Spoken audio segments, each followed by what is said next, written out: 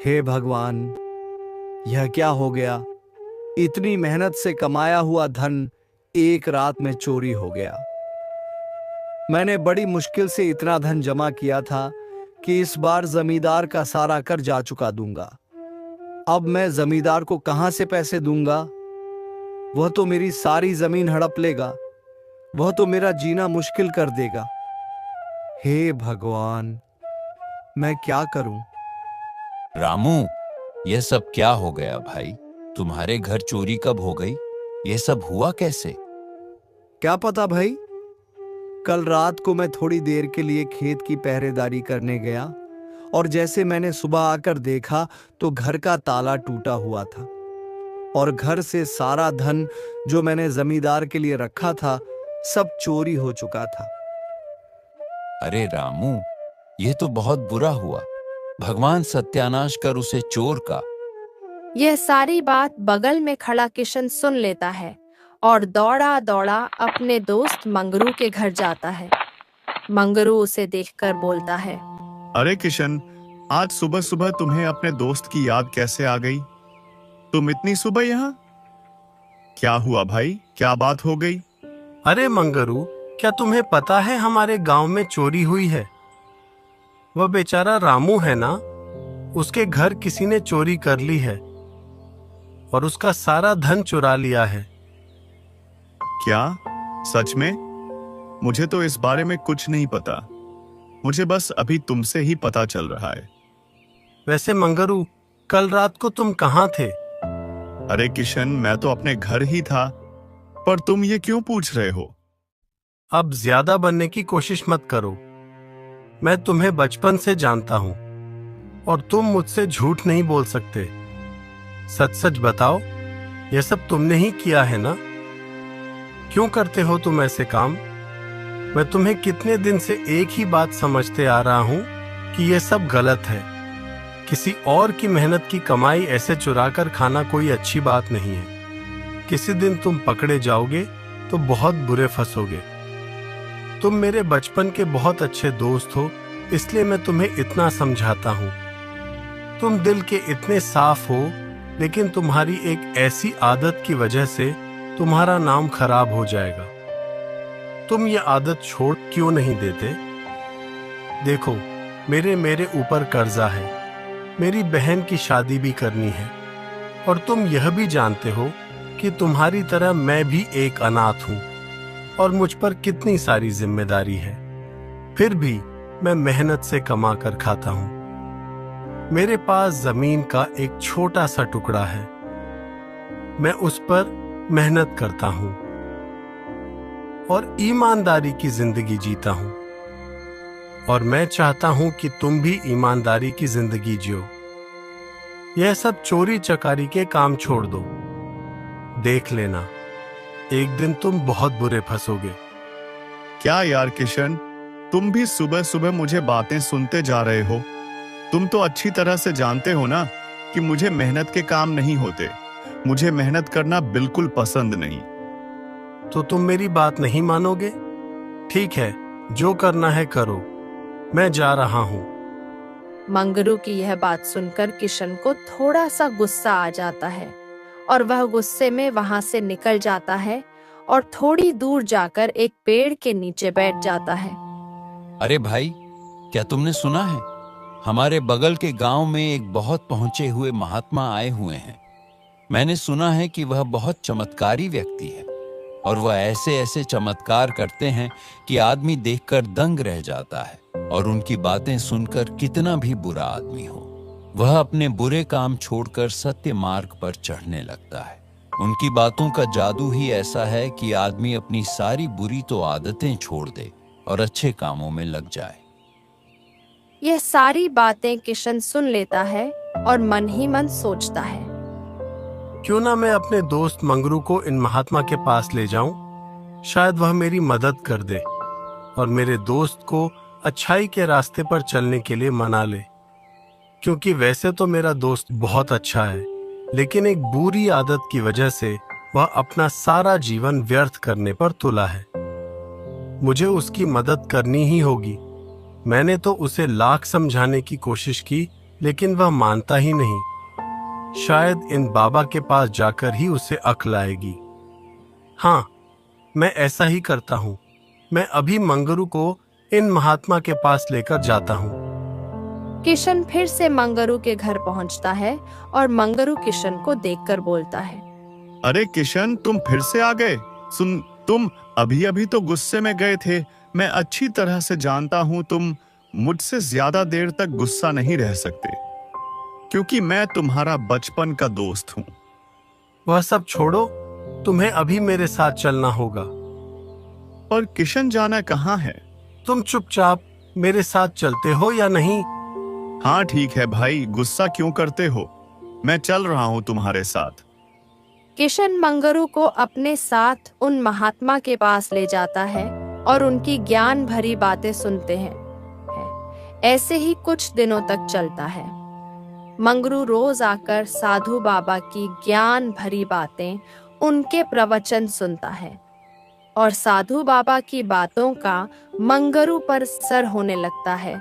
और एक दिन मंगरू सोचता है, मुझे लगता है कि मेरा दोस्त सही कह रहा था। चोरी करना बहुत बुरी बात है। आज मैं समझ गया हूं कि ईमानदारी से कमाया हुआ धन ही सच्चा धन होता है और चुराया हुआ धन पाप कहलाता है। ऐसे ही कुछ दिन बीत जाते हैं। एक दिन मंगरू बाबा के पास जाकर बोलता है, बाबा, मैं बहुत दिनों से आपके यहाँ में आ रहा हूँ। आपकी अच्छी अच्छी बातें सुन रहा हूँ। मुझे आपकी कथाएं, प्रवचन बहुत पसंद है बाबा। असल में सच बताऊं तो मैं एक चोर हूँ और चोरी करना मेरा पेशा है। लोगों के घर में चोरी करके ही मैं अपना घर चलाता हूँ। लेकिन मैं आपकी बातों से बहुत प्रभावित हुआ हूँ। ठीक है बेटा, अगर तुम मेरी बातें मानते ही हो तो ये चोरी करना तुम छोड़ क्यों नहीं देते? मैं क्या करूं बाबा, मुझे दूसरा कोई काम नहीं आता और मैं चोरी अब से नहीं बरसों से करता आ रहा हूं और मुझे उसकी आदत हो चुकी है। इसलिए मुझे कोई दूसरे काम नहीं। मुझसे न खेती होती है, न ही कोई मेहनत मजदूरी। मुझे तो बस चोरी की आदत सी हो गई है। तो मैं चोरी कैसे छोड़ दूं? बेटा, तुम मेरी एक बात मानो। कुछ दिनों तक मेरे आश्रम पर ही रुक जाओ और यही कुछ दिन रहो और आश्रम के काम में हाथ बटाओ और कुछ ही दिनों में तुम चोरी छोड़ दोगे। ऐसे ही कुछ दिन बीत जाते हैं। मंगरू साधु बाबा के साथ रहने लगता है और उनकी सेवा करता है और कुछ ही दिनों में मंगरू सुधर जाता है। उसमें बदलाव आने लगते हैं। अब मंगरू पहले जैसा नहीं रहा।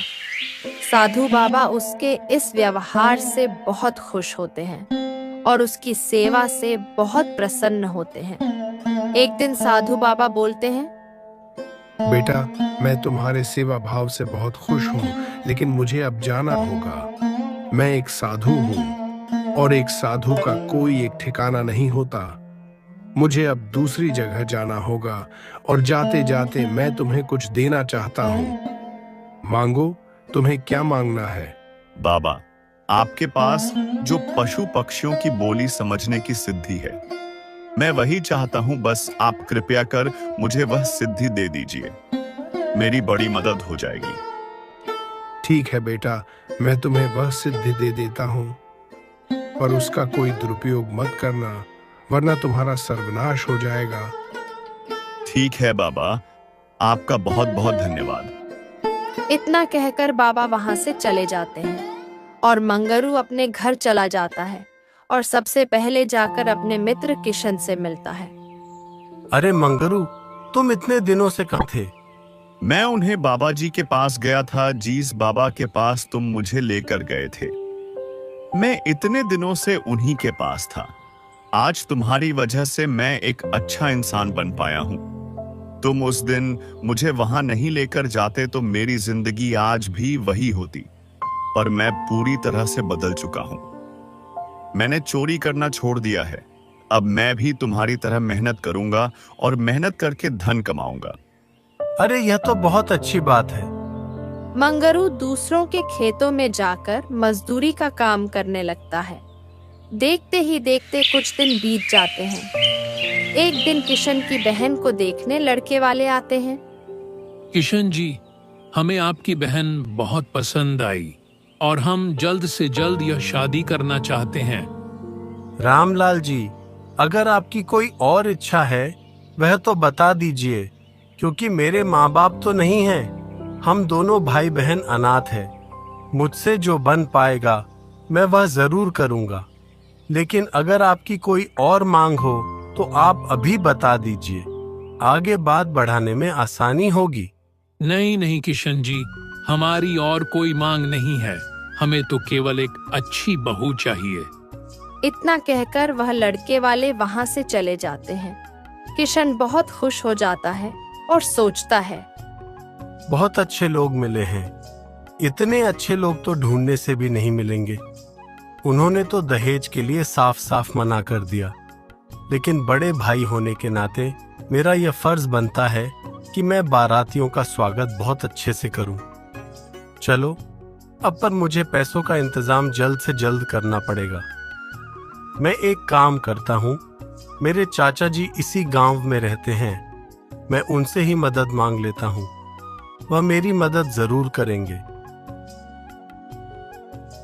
किशन अपने चाचा के यहाँ जाता है। किशन को देखकर चाचा बोलते हैं, अरे आओ किशन, मैं तुम्हारे पास आने वाला था। माफ करना किशन, मुझे पता था कल तुम्हारे घर लड़के वाले आने वाले थे, पर मुझे किसी जरूरी काम से शहर जाना पड़ गया। मैं तुम्हें पूछने आने वाला था। क्या कहा लड़के वालों ने? उन्हें हमारी पूनम पसंद तो आई ना?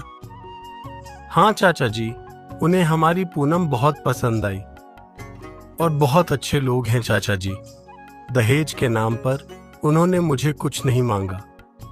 वह तो बस हमारी पूनम को अपने घर की बहू बनाना चाहते हैं, और मैं नहीं चाहता कि बारातियों की खातिरदारी में कोई कमी हो। इसीलिए मुझे थोड़े पैसे की जरूरत थी। चाचा जी, क्या आप मुझे 2000 रुपए उधार दे सकते हैं?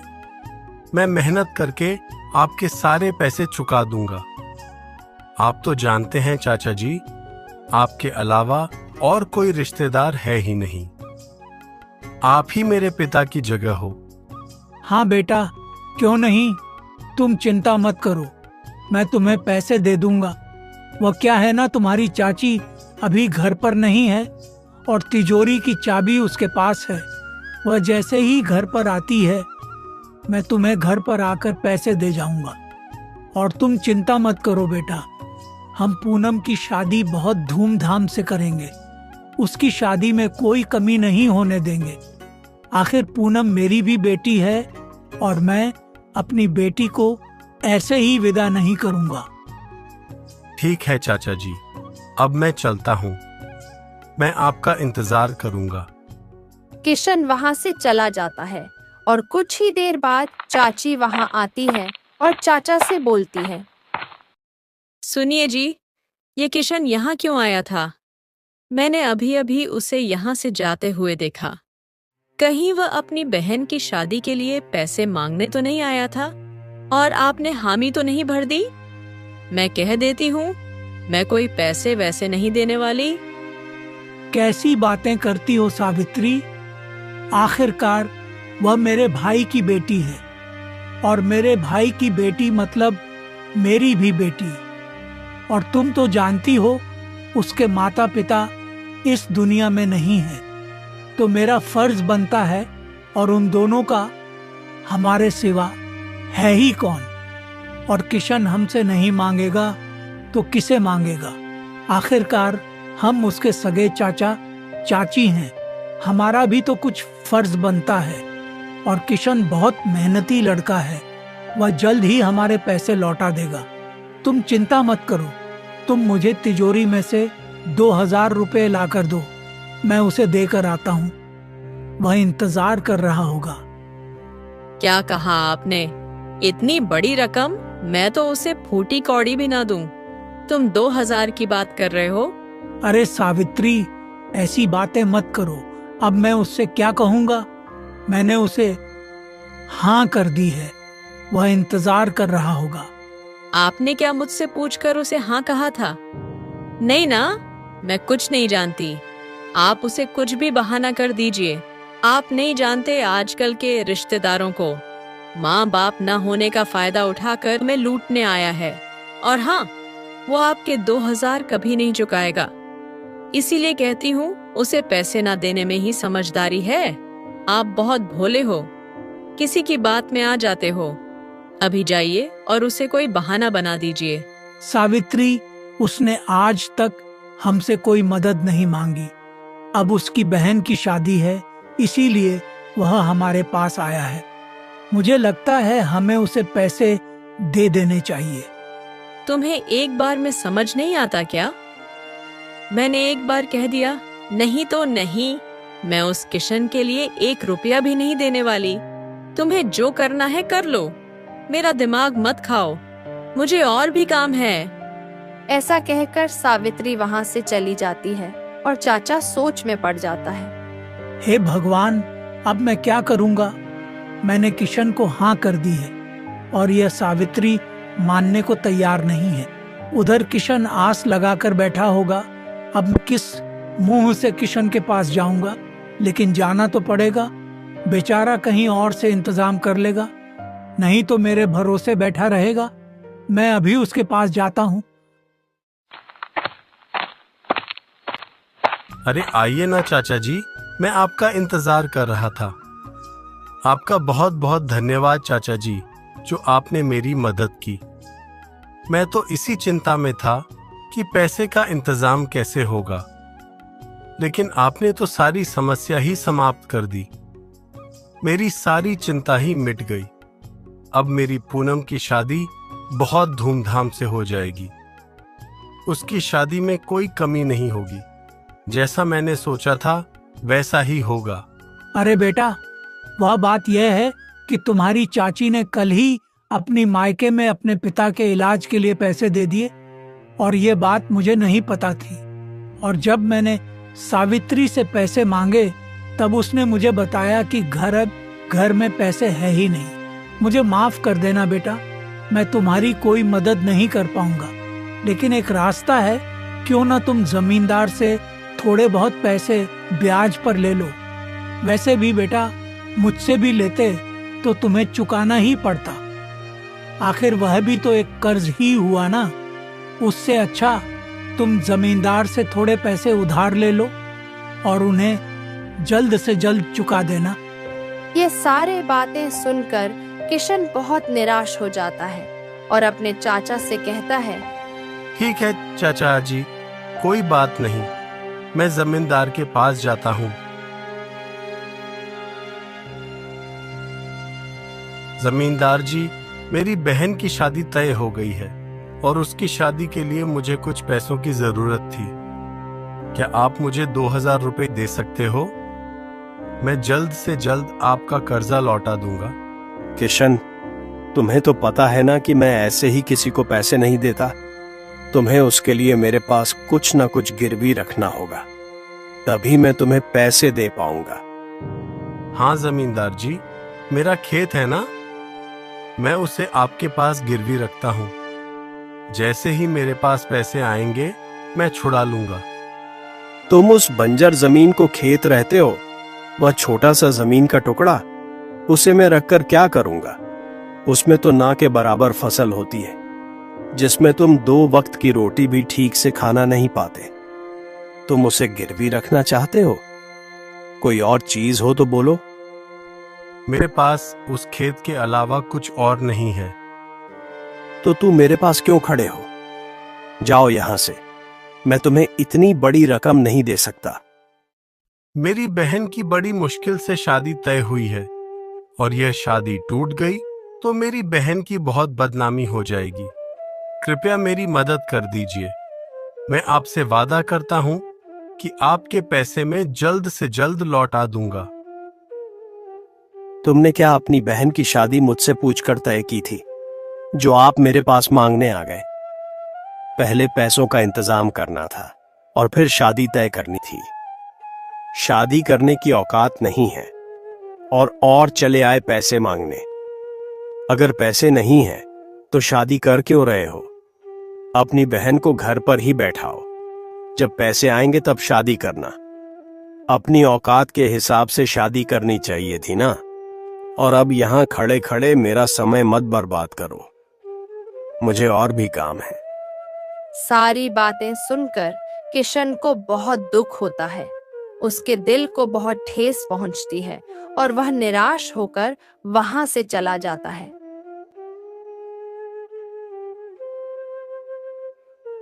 किशन एक पेड़ के नीचे जाकर बैठ जाता है।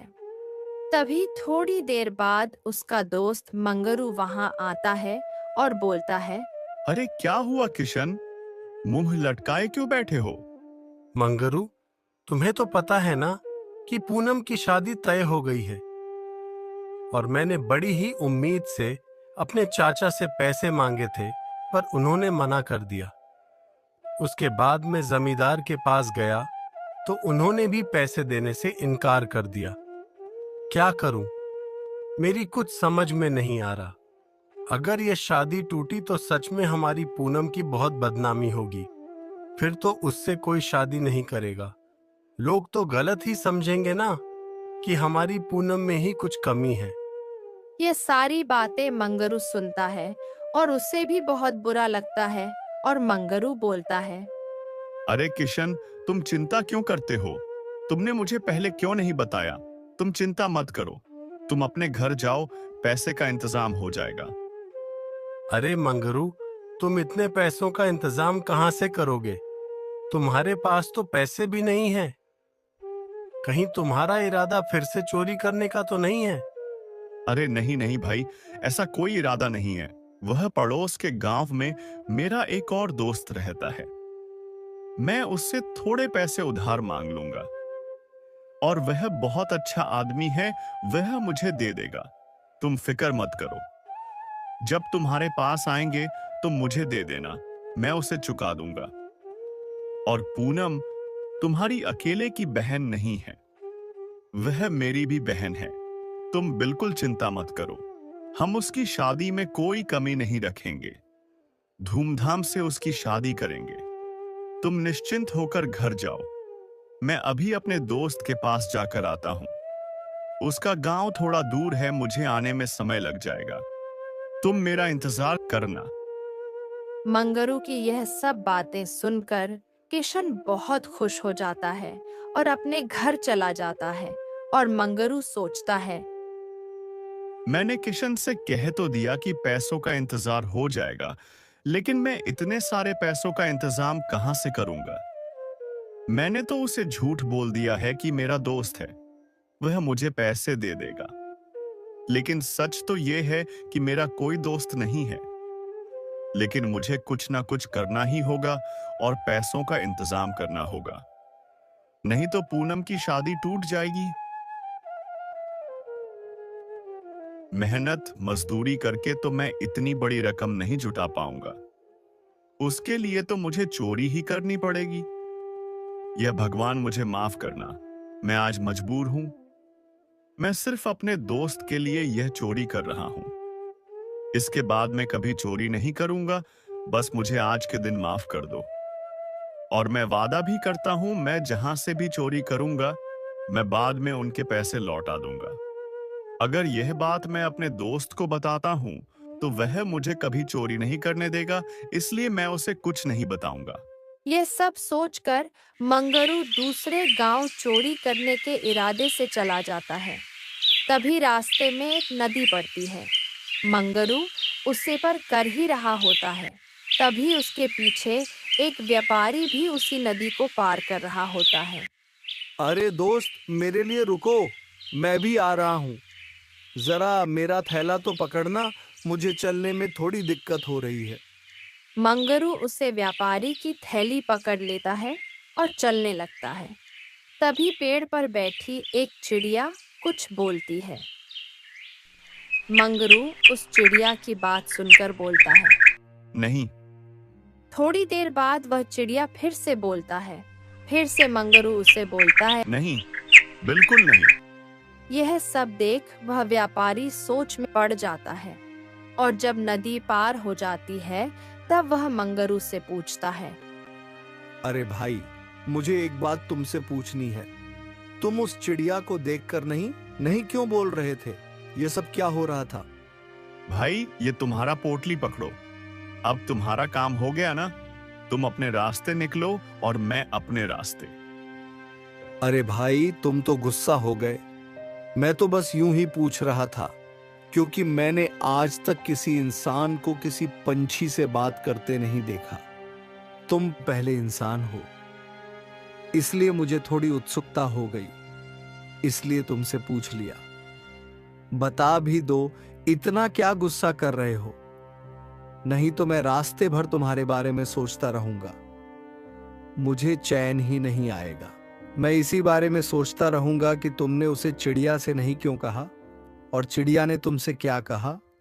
ठीक है, तो सुनो। मैं एक चोर हूं और बगल के गांव में चोरी करने जा रहा हूं, और वह चिड़िया मुझे यह कह रही थी कि तुमने जो पोटली मुझे थमाई है, उस पोटली को चुरा लो। उसमें सोने के सिक्के हैं, इसलिए मैंने उसे नहीं कहा।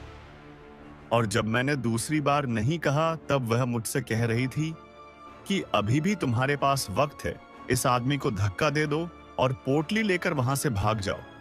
इसलिए मैंने दूसरी बार भी उसे नहीं कहा। यह सारी बातें सुनकर व्यापारी हक्का बक्का रह जाता है। यह कैसे हो सकता है? आखिरकार एक चिड़िया कैसे बोल सकती है, और तुम उसकी बोली कैसे समझ सकते हो? और तुम्हें कैसे पता? मेरी पोटली में सोने के सिक्के हैं, तुमने तो उसे खोलकर भी नहीं देखा। वही तो मैं तुमसे कह रहा हूं। ये सारी बातें मुझे उस चिड़िया ने बताई। दरअसल मुझे एक बाबा से वरदान मिला है कि मैं पशु पक्षियों की बोली समझ सकता हूं। यह सब ठीक है, लेकिन अगर तुम एक चोर हो तो तुमने वह पोटली मुझे चुराई क्यों नहीं? तुमने उस चिड़िया को मना क्यों किया? हाँ, मैं चुरा तो सकता था, लेकिन तुमने मुझे शुरुआत में ही दोस्त कहकर पुकारा था और यह पोटली मुझे थमा दी। इसलिए मैंने वह पोटली नहीं चुराई, और दोस्ती में धोखा देना मेरे वसूलों के खिलाफ है। जो मेरा दोस्त है, मैं उसके साथ धोखा नहीं कर सकता है। इसलिए मैंने उस चिड़िया से मना कर दिया। अब मैं चलता हूं, मेरे पास वक्त बहुत कम है। मंगरू वहां से चला जाता है और वह व्यापारी वहीं खड़ा सोचता रहता है। ये कैसा अजीब सा चोर है। इतने वसूलों वाला और ईमानदार चोर तो मैं अपनी जिंदगी में नहीं देखा। वह व्यापारी उस गांव के राजा के पास जाकर मंगरू के बारे में सारी बात बताता है। राजा यह सुनकर आश्चर्यचकित हो जाता है और बोलता है, अगर तुम सच बोल रहे हो तो मैं भी उस आदमी से मिलना चाहूंगा। वैसे वह इस वक्त कहाँ मिलेगा? महाराज, वह जरूर हमारे गांव में ही कहीं होगा, जहां उसे कोई देख ना सके। गांव के बाहर इंतजार कर रहा होगा। जैसे ही रात होगी वह जरूर बाहर निकलेगा। आप उसे रात में मिल पाओगे।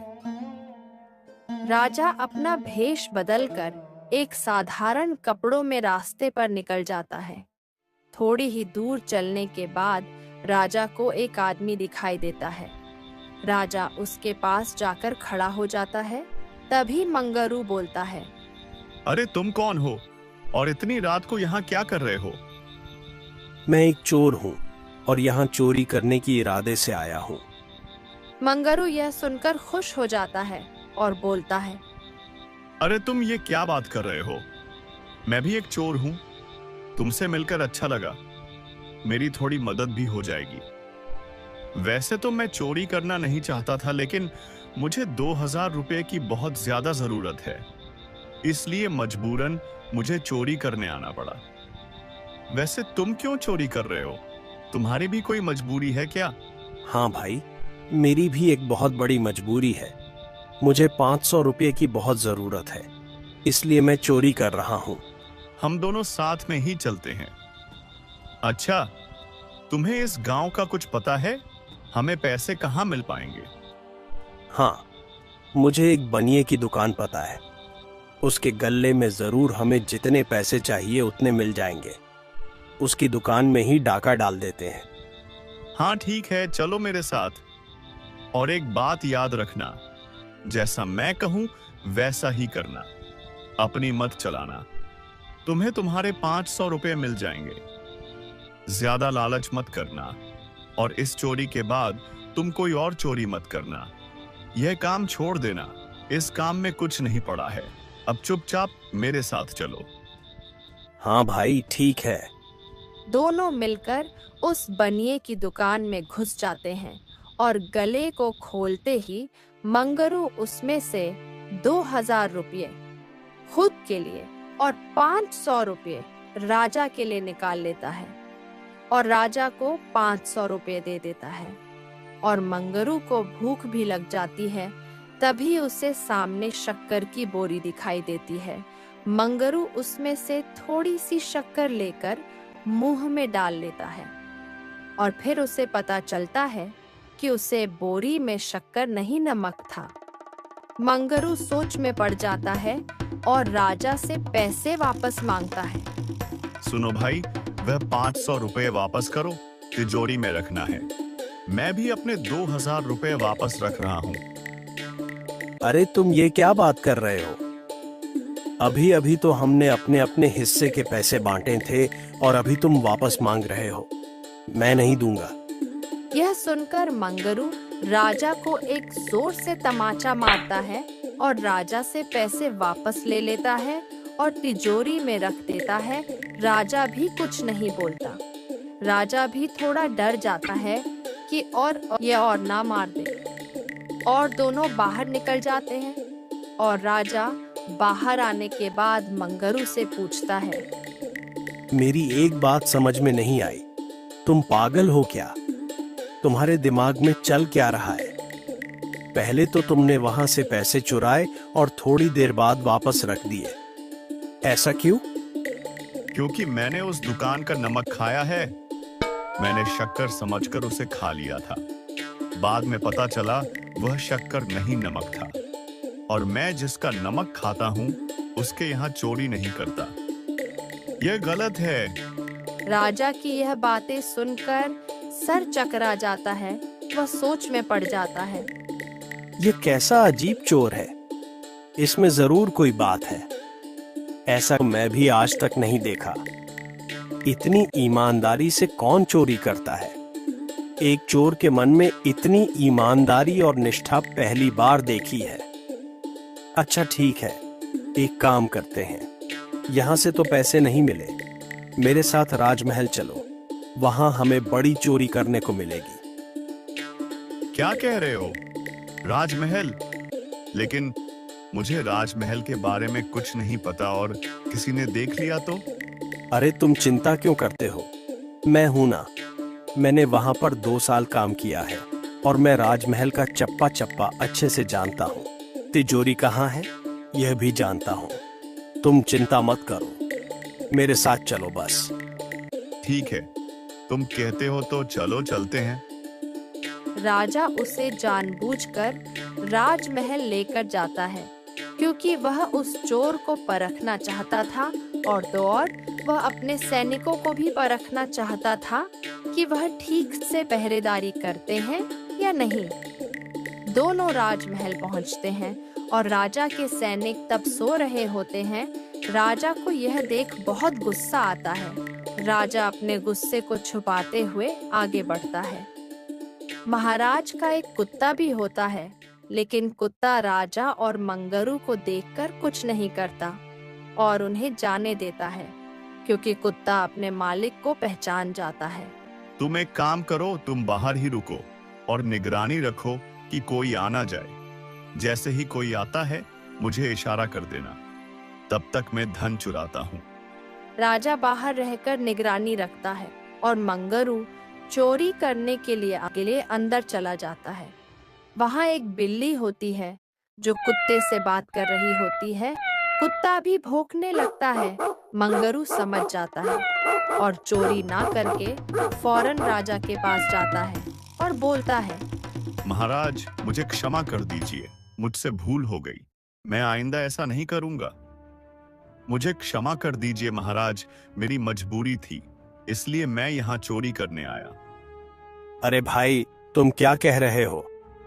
अब छुपाने से कोई फायदा नहीं महाराज, मैं पहचान चुका हूँ। आप कोई चोर नहीं, आप राजा हो। मुझे माफ कर दीजिए महाराज। राजा को यह सुन बहुत बड़ा धक्का लगता है। वह मंगरू से कहता है, लेकिन तुम्हें पता कैसे चला कि मैं एक राजा हूँ? जब मैं अंदर धन लेने के लिए गया तब वह बिल्ली कुत्ते से कह रही थी कि तुम कैसे कुत्ते हो, तुम्हारे सामने तुम्हारे मालिक का धन कोई चुरा रहा है और तुम खड़े खड़े देख रहे हो। तभी कुत्ते ने जवाब दिया था, मेरे मालिक ही उसके साथ है तो भला इसमें मैं क्या कर सकता हूं। ये सब मेरे मालिक के मर्जी से ही हो रहा है। तब मैं पहचान गया कि आप ही राजा हो। ये सारी बातें सुन राजा भी दंग रह जाता है। क्या तुम पशु पक्षियों की बोली समझ सकते हो? दरअसल मुझे एक साधु ने वरदान दिया था, मैं पशु और पक्षियों की बोली समझ सकता हूँ। बहुत दिन तक मैं साधु के साथ था, मैंने चोरी छोड़ दी थी, लेकिन आज मेरी मजबूरी थी। मेरे दोस्त की बहन की शादी है और उसके लिए कहीं से भी पैसों का इंतजाम नहीं हो पा रहा। मेरा दोस्त बहुत परेशान था। अगर मैं आज पैसे लेकर नहीं जाऊंगा तो पता नहीं क्या होगा। उसकी बहन की तो शादी टूट जाएगी और उसकी बहुत बदनामी होगी। इसी मजबूरी के कारण मुझे आज चोरी करने आना पड़ा। तुम्हारा फैसला हम कल करेंगे। दूसरे दिन सुबह दरबार में, आप मुझे जो सजा सुनना चाहते हैं मुझे मंजूर है, लेकिन कृपया मेरी एक ख्वाहिश पूरी कर दीजिए। मैं चाहता हूं कि मेरे दोस्त के पास 2000 रुपए पहुंचा दिया जाए, फिर आप जैसा कहेंगे मैं वैसा ही करूंगा। ठीक है मंत्री जी, इसके दोस्त के पास आज ही 2000 रुपए पहुंचा दीजिए। मंत्री किसी आदमी को भेजकर पैसे पहुंचा देता है। मंगरू का दोस्त कहता है, मंगरू कहाँ है? वह क्यों नहीं आया? तुम्हारे साथ पैसे क्यों भिजवाए? मंगरू राजा के कब्जे में है और उसकी यही इच्छा थी कि तुम्हारे यहाँ 2000 रुपये पहुंचा दिए जाएं। यह सुन किशन को बहुत बड़ा धक्का लगता है। वह सोचता है, इसका मतलब मंगरू ने मेरे लिए चोरी की। उसने तो चोरी छोड़ दी थी। उसने यह सब सिर्फ मेरे लिए किया है ताकि मेरी बहन की शादी हो सके। इसमें उसकी कोई गलती नहीं है। वह चोरी नहीं करना चाहता था। वह तो बहुत शरीफ बन गया था। नहीं नहीं, मैं ये पैसे नहीं ले सकता जब तक मेरा दोस्त यहां आकर मुझे पैसे नहीं देता। मैं ये पैसे नहीं लूंगा। तुम मत जाओ अपने राजा के पास और उन्हें के कह दो कि मेरे दोस्त को छोड़ दे। उसकी कोई गलती नहीं है। मैं ये पैसे नहीं लूंगा। वह लोग वापस लौट जाते हैं और राजा को सारी बातें बताते हैं। मंगरू, मैं तुमसे बहुत प्रभावित हूं। मुझे तुम जैसे युवक की ही जरूरत थी। मैंने आज तक तुम्हारे ईमानदार आदमी कहीं नहीं देखा। सच में तुम्हारा जवाब नहीं। और मंगरू, मैं तुम्हारी दोस्ती से भी बहुत प्रभावित हुआ। तुम्हारा दोस्त तुम्हारे सिवा यह पैसे नहीं लेना चाहता। उसके लिए तुम्हें वहां जाना होगा। तुम एक काम करो, तुम अपने दोस्त के पास जाओ और हाँ, सिर्फ 2000 ही नहीं, मैं तुम्हें और भी धन दूंगा ताकि तुम्हारे दोस्त की बहन की शादी बड़े ही धूमधाम से हो सके। इसे रखो, इसमें बहुत सारी स्वर्ण मुद्राएं हैं जिससे तुम्हारा दोस्त की बहन की शादी बहुत अच्छे से हो पाएगी। और उसे कहना कि यह राजा की तरफ से उसे भेंट है। और हाँ, जैसे ही शादी हो जाएगी तुम यहाँ वापस आ जाना। आज से मैं तुम्हें अपने यहाँ नौकरी पर रख रहा हूं। तुम मेरे लिए गुप्तचर का काम करोगे, क्योंकि तुम्हारे जैसा गुप्तचर मुझे कहीं नहीं मिलेगा। राज्य पर आने वाली मुसीबतों को तुम अच्छी तरह से समझ पाओगे, क्योंकि तुम पशु पक्षियों की भाषा को समझ सकते हैं, जो साधारण मनुष्य की बस की बात नहीं। तुम वह कर सकते हो, इसलिए मैं तुम गुप्तचर के रूप में यहां काम करोगे और बदले तुम्हें मुंह मांगी तनख्वाह भी मिलेगी। ये सारी बातें सुनकर मंगरू बहुत खुश हो जाता है और खुशी खुशी अपने दोस्त के पास जाता है और उसे सारी बात बताता है। उसका दोस्त भी बहुत खुश हो जाता है